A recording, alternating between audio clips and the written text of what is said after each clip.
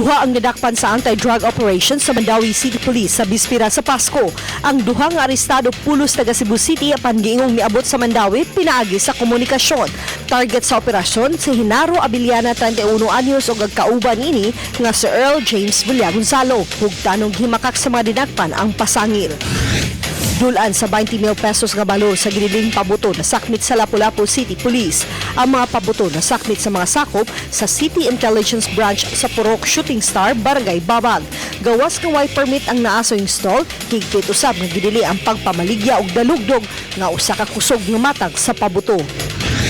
Inay nga alas 8 sa buntag ang schedule sa Christmas Dalaw, gihimong alas 6 sa buntag ang dalaw sa Talisay City Jail Male Dormitory.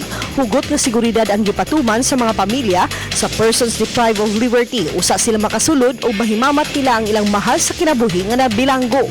Mga butang o pagkaon nga dala, hugot nga gisusi, samtang gibody frisk usab ang mga mobisita.